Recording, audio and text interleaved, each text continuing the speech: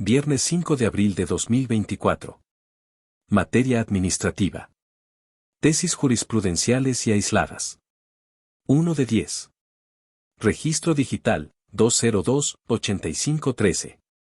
Tipo, aislada.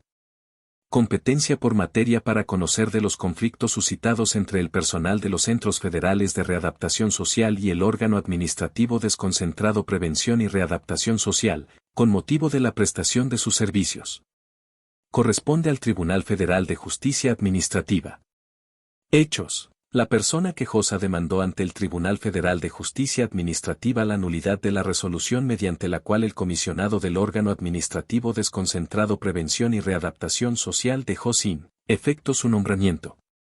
El tribunal sobreseyó en el juicio al considerar que la relación entre aquella y la parte demandada es de naturaleza laboral, por lo que carecía de competencia por materia para conocer del asunto. Criterio jurídico. Este tribunal colegiado de circuito determina que el Tribunal Federal de Justicia Administrativa es competente para conocer de los conflictos suscitados entre el personal de los Centros Federales de Readaptación Social y el órgano administrativo desconcentrado Prevención y Readaptación Social, con motivo de la prestación de sus servicios.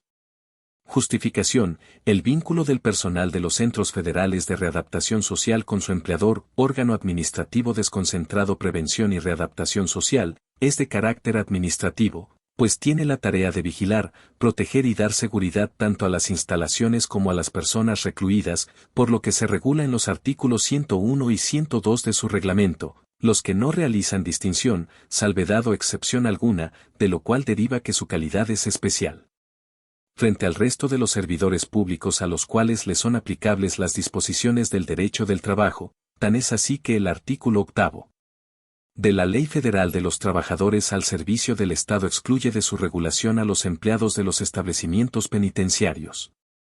Por tanto, los conflictos suscitados con motivo de la prestación de sus servicios no deben ser sometidos a la jurisdicción del Tribunal Federal de Conciliación y Arbitraje, aun cuando su objeto sea la obtención de prestaciones de carácter laboral, toda vez que dichos servidores públicos se rigen por su normativa especial. Ahora, si su relación con el Estado es de naturaleza administrativa, aunque no exista una disposición en la Ley Orgánica del Tribunal Federal de Justicia Administrativa, es innegable que para dirimir los conflictos suscitados con su empleador, si bien es cierto que su artículo 3 no prevé como acto impugnable en el juicio contencioso administrativo el oficio mediante el cual el comisionado del órgano administrativo desconcentrado Prevención y Readaptación Social comunica a la parte actora la terminación de los efectos de su nombramiento, también lo es que al tribunal administrativo referido le corresponde su conocimiento, por ser el órgano más afín para ello, pues la citada medida es de naturaleza administrativa y es materia de las controversias entre la Administración Pública Federal y un particular, cuya solución le compete conforme al precepto 17 de la Constitución Política de los Estados Unidos Mexicanos. Estimar lo contrario implicaría dejar a la persona quejosa en estado de indefensión al no tener un recurso efectivo para inconformarse, en violación a los artículos 8 de la Declaración Universal de los Derechos Humanos y 25, numeral 1, de la Convención Americana sobre Derechos Humanos, que reconocen el derecho humano de acceso a la justicia. Primer Tribunal Colegiado en Materia Administrativa del Tercer Circuito. 2 de 10. Registro digital, 202-8516. Tipo, aislada. Consentimiento informado de las personas adultas mayores en materia de salud. Debe ser pleno, libre, continuo, gradual, previo, expreso, modificable y revocable. Hechos. Varias personas adultas mayores jubiladas y pensionadas del otrora Banco Nacional de Crédito Rural, Banca de Desarrollo, SNC, Banrural, promovieron juicio de amparo indirecto en el que reclamaron del Fideicomiso Fondo de Pensiones de ese organismo, FOPESIBAN, de su Comité Técnico y de Nacional Financiera, SNC, Institución de Banca de Desarrollo, en su carácter de fiduciaria del fondo citado, la omisión de informarles quiénes y cuáles son los médicos, hospitales, farmacias y laboratorios contratados para proteger su salud. Criterio jurídico. Este tribunal colegiado de circuito determina que el consentimiento informado en materia de salud de las personas adultas mayores debe ser pleno, libre, continuo, gradual, previo, expreso, modificable y revocable. Justificación. El artículo 4 Cuarto párrafo, de la Constitución Política de los Estados Unidos Mexicanos prevé el derecho fundamental a la protección de la salud, y los tratados internacionales y las disposiciones nacionales aplicables son coincidentes en cuanto a que el derecho a la salud de las personas adultas mayores debe enmarcarse dentro de los principios generales de no discriminación y de las consideraciones específicas de protección de sus derechos, pues debido a la vulnerabilidad que enfrentan, en este sector son sujetos de derechos con especial protección y, por ende, de cuidado integral, lo cual conlleva una obligación reforzada de respeto y garantía de su derecho a la salud. En esa materia, su consentimiento informado, definido en el artículo 51 bis 2 de la Ley General de Salud, debe abordarse desde la dimensión individual y pública del derecho a la salud de la persona como usuaria del sistema de salud, titular individual del derecho que puede recibir servicios en esa materia o ser participante de la enseñanza o investigación clínica, y desde la investigación o implementación de intervenciones a escala poblacional. Esto implica que el Estado debe garantizar, a través de sus instituciones, que existan los apoyos necesarios para que las personas adultas mayores comprendan cabalmente la información y que ésta se recabe en el momento previo a las actividades clínicas o de investigación. Primer Tribunal Colegiado en Materia Administrativa del Tercer Circuito. 3 de 10. Registro Digital, 202-8522. Tipo, jurisprudencia. Deducción de pagos a partes relacionadas o a través de acuerdos estructurados que recaigan en regímenes fiscales preferentes. La limitación prevista en la Ley del Impuesto sobre la Renta respeta los principios de seguridad jurídica y legalidad tributaria. Hechos: una persona jurídica, integrante de un grupo multinacional, promovió un juicio de amparo indirecto en contra del artículo 28, fracción 23, de la Ley del Impuesto sobre la Renta, que establece que no serán deducibles los pagos realizados a partes relacionadas o a través de un acuerdo estructurado, cuando los ingresos de su contraparte estén sujetos a regímenes fiscales preferentes. La empresa planteó, entre otras cuestiones, que el contenido de la norma le causa inseguridad jurídica y afecta el principio de legalidad al habilitar al Servicio de Administración Tributaria que emita las reglas para la modulación de la restricción. El juzgado de distrito decretó el sobreseimiento porque consideró que la empresa no demostró ubicarse en los supuestos de la norma. Un tribunal colegiado de circuito revocó el sobreseimiento y remitió el asunto a esta Suprema Corte de Justicia de la Nación. Criterio jurídico: el artículo 28, fracción 23, de la Ley del Impuesto sobre la Renta, al limitar la deducción de pagos a partes relacionadas o a través de acuerdos estructurados que recaigan en regímenes fiscales preferentes, respeta los principios de seguridad jurídica y legalidad tributaria porque permite a las personas contribuyentes saber a qué atenerse con su contenido normativo y es permisible que los aspectos secundarios del funcionamiento de la norma se contengan en disposiciones de menor jerarquía. Justificación: el precepto reclamado señala con claridad cuándo son deducibles los pagos efectuados a partes relacionadas sujetas a regímenes fiscales preferentes, sin que sea indispensable que se definan todas las palabras o conceptos, como lo es, lo que debe entenderse por actividad empresarial, contar con personal y activos necesarios, ya que la lectura integral del precepto permite a las personas contribuyentes saber a qué atenerse con el contenido de la norma. Además, el principio de legalidad tributaria tiene su núcleo en que los elementos esenciales de la contribución se contengan en la ley y permite que elementos secundarios puedan regularse en disposiciones de menor jerarquía, como las reglas de carácter general que expida el Servicio de Administración Tributaria, por lo que el hecho de que en el precepto reclamado se incluya la cláusula habilitante para que tal dependencia expida las reglas para normar aspectos secundarios de la deducción, respeta el principio de legalidad tributaria y no causa inseguridad jurídica que en una disposición reglamentaria se dispongan los pormenores para la operación de la norma. Primera Sala. 4 de 10. Registro Digital, 202-8523. Tipo: jurisprudencia. Deducción de pagos a partes relacionadas o a través de acuerdos estructurados que recaigan en regímenes fiscales preferentes. La limitante en la Ley del Impuesto sobre la Renta respeta el principio de proporcionalidad tributaria. Hechos: una persona jurídica, integrante de un grupo multinacional, presentó demanda de amparo indirecto en contra del artículo 28, fracción 23, de la Ley del Impuesto sobre la Renta, que establece que no serán deducibles los pagos realizados a partes relacionadas o a través de un acuerdo estructurado, cuando los ingresos de su contraparte estén sujetos a regímenes fiscales preferentes. La empresa planteó, entre otras cuestiones, que la limitante a la deducción causa que contribuya a partir de una base irreal, lo que afecta al principio de proporcionalidad tributaria. El juzgado de distrito decretó el sobreseimiento porque consideró que la empresa no demostró ubicarse en los supuestos de la norma. Un tribunal colegiado de circuito revocó el sobreseimiento y remitió el asunto a esta Suprema Corte de Justicia de la Nación.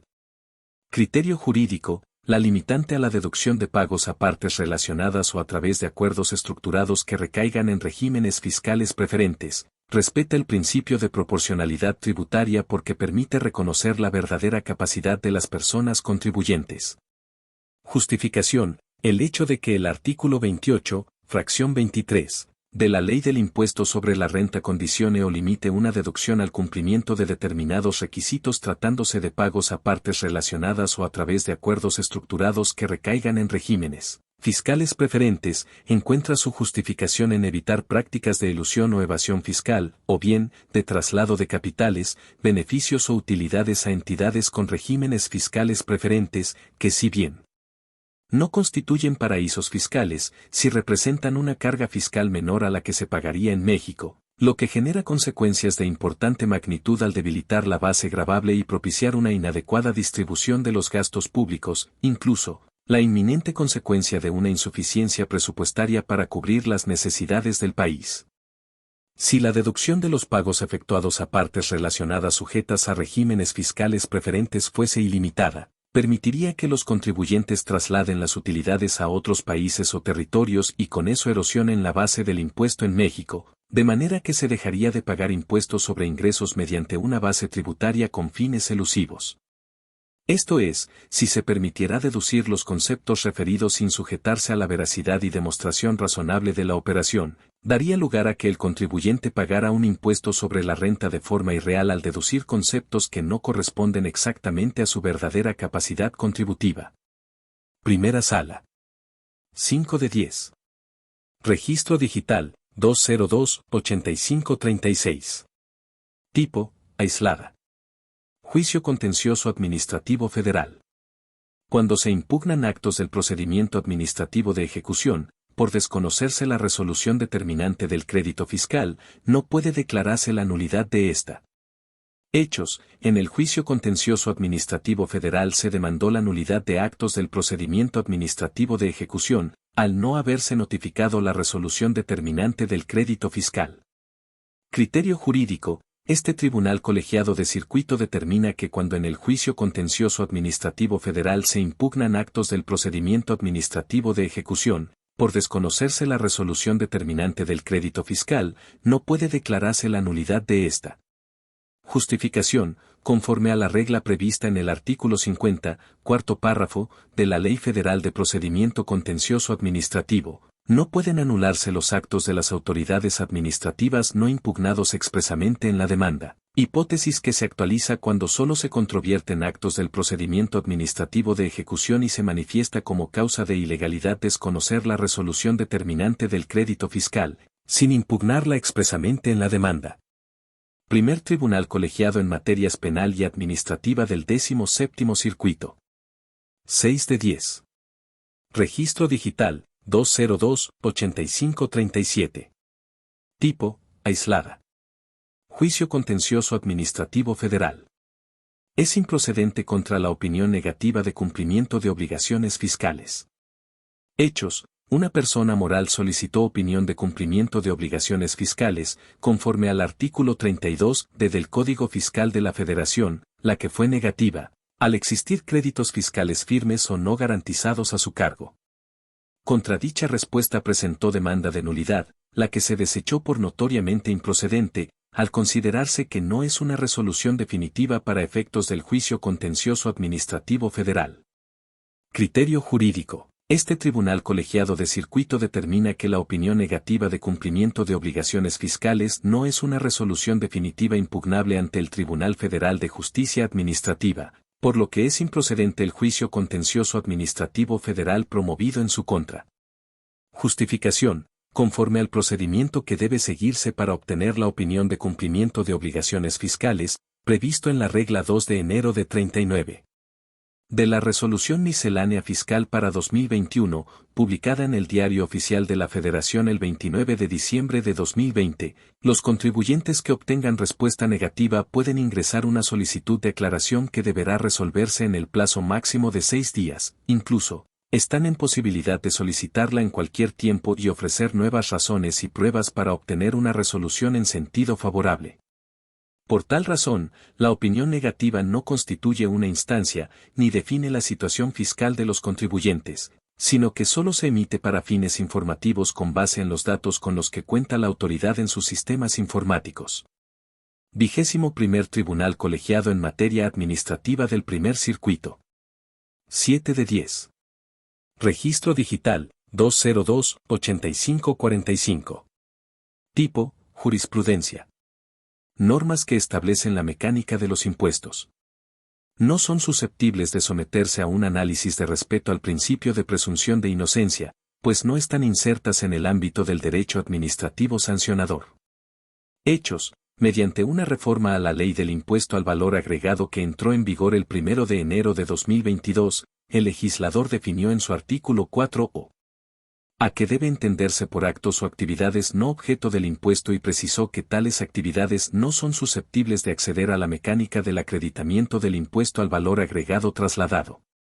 Después de presentar su declaración de impuestos con fundamento en la norma reformada, una empresa promovió un juicio de amparo indirecto en contra del decreto por el que se modificó la ley del impuesto al valor agregado con motivo de su primer acto de aplicación, consistente en la declaración mensual, con base en la que señaló demostrar que al calcular el acreditamiento del impuesto conforme al artículo 5 de la ley en comento, debió incluir las actividades no objeto, lo que distorsionó el resultado obtenido. El juzgado de distrito del conocimiento sobreseyó en el asunto. La empresa acudió al recurso de revisión y un tribunal colegiado de circuito revocó el sobreseimiento y remitió el caso a esta Suprema Corte de Justicia de la Nación. Criterio jurídico. Las normas en las que el legislador establece la mecánica de los impuestos, así como las modalidades para el acreditamiento del impuesto al valor agregado, no se insertan en el ámbito del derecho administrativo sancionador. Este tipo de normas son emitidas en ejercicio de la potestad tributaria que se manifiesta en el poder del Estado para establecer las contribuciones, por lo que no se sujetan a un análisis de presunción de inocencia. Justificación. La presunción de inocencia es un derecho fundamental, cuyo contenido debe modularse dependiendo del contexto en el que se aplique en tres vertientes: 1. Como regla probatoria. 2. Como regla de trato. 3. Como estándar probatorio o regla de juicio. Sin embargo, carece de aplicabilidad para analizar una norma fiscal que no guarda relación con el derecho sancionador. Lo anterior es así porque a partir del principio de separación de poderes establecido en el artículo 49 de la Constitución Política de los Estados Unidos Mexicanos y las facultades otorgadas al legislativo, es claro que cuenta con libertad configurativa del sistema tributario sustantivo y adjetivo acorde con los principios de justicia fiscal contenidos en el artículo 31, fracción 4, constitucional. En tal sentido, el producto normativo es lo que se somete al análisis constitucional y no las razones dadas en su proceso de creación para justificar el cambio normativo de las normas fiscales que establecen aspectos relacionados con la mecánica de los impuestos y no la imposición de sanciones o penas y, por ende, no son susceptibles de análisis bajo el principio de presunción de inocencia. Primera Sala. 8 de 10.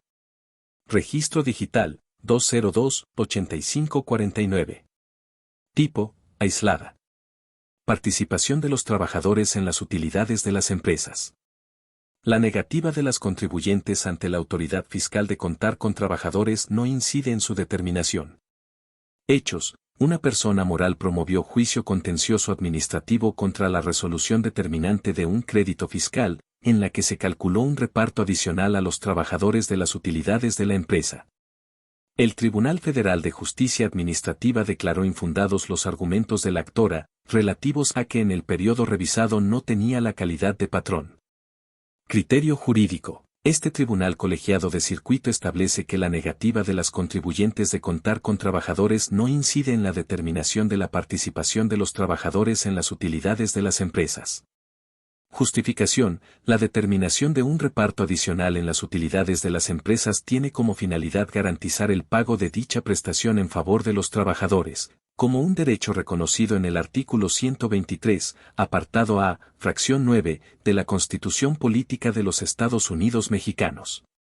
En esa medida, es irrelevante que los sujetos obligados aduzcan que no tienen trabajadores, pues el cálculo y determinación de la participación de los trabajadores en las utilidades de las empresas se realiza de manera abstracta, con base en la información contable que obra en los archivos de la autoridad fiscal, ya sea que la proporcione el propio contribuyente o se recabe de terceros. Además, no es competencia de la autoridad hacendaria ni del Tribunal Federal de Justicia Administrativa resolver con calidad de cosa juzgada la existencia de una relación laboral, pues ello compete en exclusiva a los órganos jurisdiccionales especializados en materia del trabajo. 21º Tribunal Colegiado en Materia Administrativa del Primer Circuito. 9 de 10. Registro Digital, 202-8552. Tipo: aislada. Personas jubiladas y pensionadas del Banco Nacional de Crédito Rural, Banca de Desarrollo, SNC, Banrural. Corresponde al Fideicomiso de Fondo de Pensiones de ese organismo, FOPESIBAN, a su Comité Técnico y a Nacional Financiera, SNC, Institución de Banca de Desarrollo, en el ámbito de sus competencias, proporcionarles la información necesaria para garantizarles su derecho a recibir atención médico-quirúrgica, farmacéutica y hospitalaria. Hechos: varias personas adultas mayores jubiladas y pensionadas del otrora Banco Nacional de Crédito Rural, Banca de Desarrollo, SNC, Banrural, promovieron juicio de amparo indirecto en el que reclamaron del Fideicomiso Fondo de Pensiones de ese organismo, FOPESIBAN, de su Comité Técnico y de Nacional Financiera, SNC, Institución de Banca de Desarrollo, en su carácter de fiduciaria del fondo citado, la omisión de informarles quiénes y cuáles son los médicos, hospitales, farmacias y laboratorios contratados para proteger su salud. Criterio jurídico: este tribunal colegiado de circuito determina que corresponde al FOPESIBAN, a su Comité Técnico y a Nacional Financiera, SNC, Institución de Banca de Desarrollo, en el ámbito de sus competencias, proporcionar a las personas jubiladas y pensionadas de Banrural la información necesaria para garantizar su derecho a recibir atención médico-quirúrgica, farmacéutica y hospitalaria. Justificación: el derecho humano a la salud es indispensable para el ejercicio de otros derechos y debe ser entendido como la posibilidad que tienen todas las personas de disfrutar de una amplia gama de facilidades, bienes, servicios y condiciones necesarias que permitan alcanzar el más alto nivel de salud.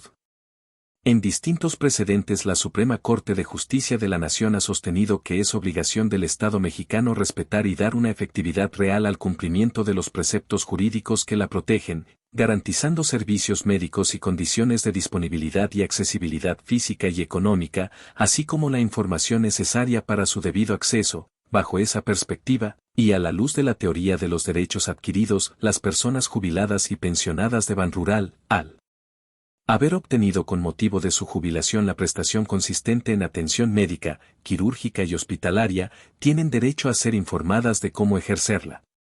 Primer Tribunal Colegiado en Materia Administrativa del Tercer Circuito. 10 de 10. Registro Digital, 202-8573. Tipo: jurisprudencia. Utilidad fiscal ajustada. La interpretación de la ley del impuesto sobre la renta conforme a los principios de legalidad y seguridad jurídica permite entender ese concepto y la mecánica del cálculo que es utilizado para conocer el límite de la deducción de los intereses aplicables. Hechos: una empresa inmobiliaria contrató financiamiento por el que paga intereses. En su declaración anual, únicamente pudo deducir de manera parcial los intereses devengados ya que, a partir del año 2020, el artículo 28, fracción 32, de la Ley del Impuesto sobre la Renta establece que no son deducibles los intereses netos devengados en cantidad superior a 20 millones de pesos y que excedan 30% de la utilidad fiscal ajustada. Inconforme con lo anterior, la empresa promovió un juicio de amparo indirecto en el que argumentó la inseguridad jurídica que le genera el concepto de utilidad fiscal ajustada, ya que para su cálculo se necesita conocer de manera previa la utilidad fiscal de la empresa, que a su vez involucra los montos deducibles por concepto de intereses. El juez de distrito negó el amparo y la empresa interpuso un recurso de revisión que se remitió a esta Suprema Corte de Justicia de la Nación. Criterio jurídico: la interpretación del concepto utilidad fiscal ajustada, establecido en el artículo 28, fracción 32, de la Ley del Impuesto sobre la Renta es conforme con los principios de legalidad y seguridad jurídica reconocidos en la Constitución Política de los Estados Unidos Mexicanos, pues comprende la base para determinar el límite de la deducción de los intereses netos. Justificación: el artículo 9, fracción I, de la Ley del Impuesto sobre la Renta describe el concepto utilidad fiscal al que se le aplica la tasa correspondiente para calcular el impuesto sobre la renta por pagar. Esa utilidad fiscal se obtiene de considerar los ingresos acumulables, menos la participación de los trabajadores en las utilidades de las empresas, PTU, pagada en el ejercicio, menos las deducciones autorizadas. Asimismo, el cuarto párrafo de la fracción 32 del artículo 28 de la Ley del Impuesto sobre la Renta define el concepto de utilidad fiscal ajustada, que consiste en la utilidad fiscal calculada conforme al artículo 9, fracción I, más los intereses devengados a cargo del contribuyente, intereses por pagar, más la deducción de activos fijos, cargos diferidos y erogaciones realizadas en periodos preoperativos. Tal concepto se determinará sin importar si se obtuvo ganancia o pérdida en el ejercicio. Así, la utilidad fiscal ajustada se obtiene a partir de dos series de cálculo. La primera parte de los ingresos acumulables, a los que se resta la PTU pagada en el ejercicio, menos las deducciones autorizadas, por lo que a partir de tales restas se obtiene la utilidad fiscal. La segunda serie de cálculo aplicable parte de tomar lo obtenido en la primera serie, que es la utilidad fiscal, a la que se suman los intereses devengados a cargo del contribuyente, intereses por pagar, más la deducción de activos fijos, cargos diferidos y erogaciones realizadas en periodos preoperativos, lo que generará la utilidad fiscal ajustada. En ese sentido, la utilidad fiscal ajustada es un concepto que elimina el efecto de los intereses devengados en el cálculo de la utilidad fiscal, ya que en la determinación de dicha utilidad se desconoce el límite de la deducción de intereses devengados a cargo. Por ello, la utilidad fiscal ajustada será el importe sobre el cual se aplicará el factor del 30% como límite de deducción para los intereses netos del ejercicio, de acuerdo con el artículo 28, fracción 32, de la Ley del Impuesto sobre la Renta. Por tanto, no existe incertidumbre respecto de dicho concepto de utilidad fiscal ajustada, ni se viola el principio de legalidad tributaria al no preverse en la norma una mayor explicación sobre su cálculo, toda vez que, de una correcta interpretación de la Ley del Impuesto sobre la Renta, puede advertirse cómo se obtiene tal utilidad fiscal ajustada para los efectos que en la misma legislación se prevén en la norma publicada en el Diario Oficial de la Federación el 9 de diciembre de 2019 y vigente a partir de 2020. Primera Sala.